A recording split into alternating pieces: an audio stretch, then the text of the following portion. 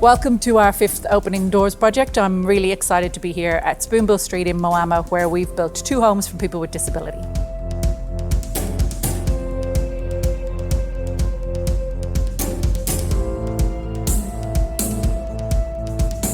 We received a very generous donation from a local couple, which meant that we could even consider doing this project. And then as the project has been completed, every single tradie and business that's been involved has supported us in some way to make sure that we maximise that donation we received and that we built the house for $500,000 less than what the quantity surveyor told us that it would cost.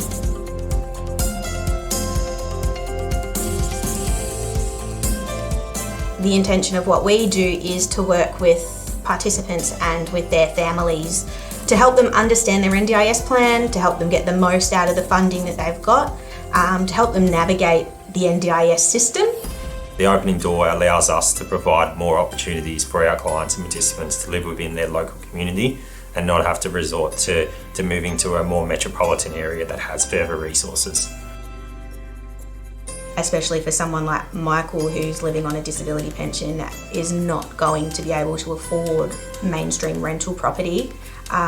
But with the Opening Doors project, he is going to have a home for the rest of his life that he is always going to be able to afford. He's been with us since he was 5 years old. The Opening Doors project and this house specifically has completely changed his life. It's given him so much independence, shown him what it's like to live a day-to-day life that another 18-year-old would be able to do. So he, is really flourishing in this environment. Just doing day-to-day tasks, even just checking the mailbox, going out shopping, being as independent as he possibly could, and also going out and being more social. Since he's been able to live alone, he's actually enjoyed social aspects more and being able to access the community much more. It's been amazing to see all the local tradies and local business owners getting behind this build at Spoonbill Street. It's made a huge difference to be able to getting this house up off the ground and getting these fellas to be able to move in.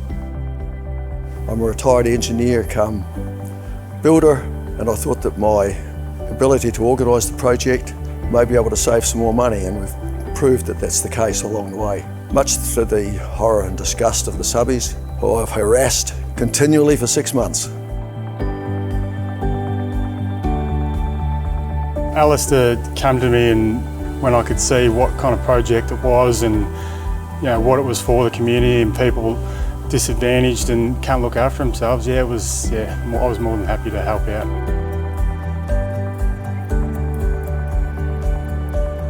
Thompson's Electrical did all the electrical work, and we also did the heating and cooling. We have given all the material at cost price and our labour at cost price to make sure it happened.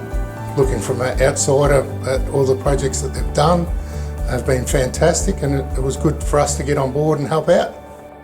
This is our 3rd Opening Doors project. We've done 2 now in Moama, 1 in Echuca. We've supplied the roofing material, the fencing material, and that's been helped from one of our suppliers, Lysar. We first became involved with Community Living and Respite and Opening Doors project when a close friend of ours had an unfortunate accident and is now wheelchair bound. We just felt if we could help and give something back to the community, it was a good idea. The community's been unbelievable. 55 people have worked on this job and 50 of them are local people. On the site itself, we only had to employ 1 subcontractor from outside of this town. They don't care whether I ring them at 2 o'clock in the morning or 4 o'clock in the afternoon. If I need them next day, they've been there. It's just a wonderful community that we live in.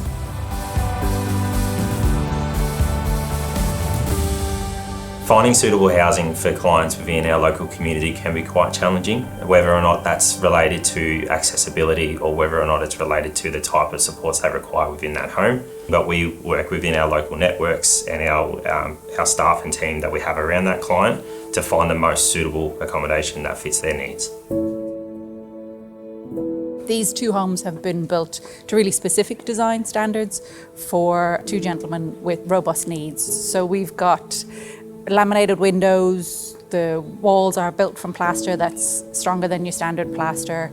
The entrance to the property is zero threshold, so if you're in a chair, you can get in and out really easily. We've also made sure that the kitchen is accessible so that you can access all of the things that you need really easily if your needs change as you get older.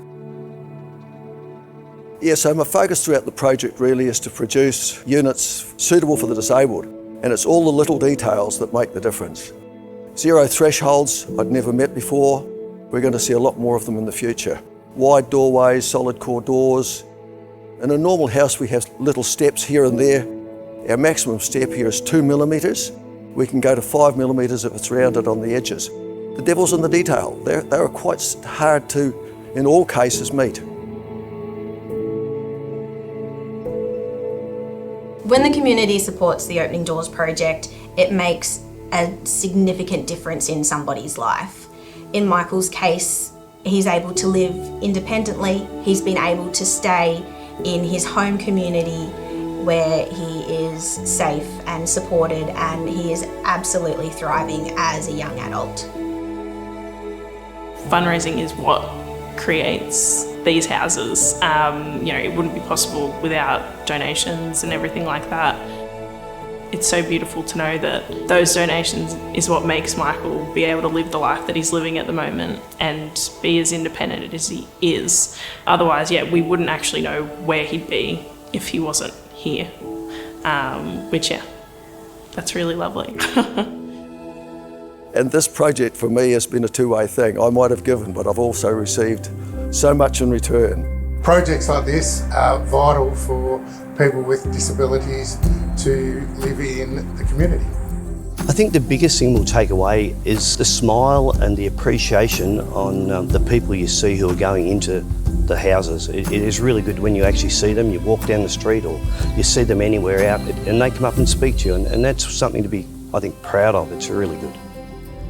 Obviously the build itself was really good, but when I came out and seen the cutting of the ribbon day and seeing all the people that actually moving into houses like these, just seeing the faces and the happy faces that are going to be moving into a project like this is, it's going to stick with me forever, I think, yeah.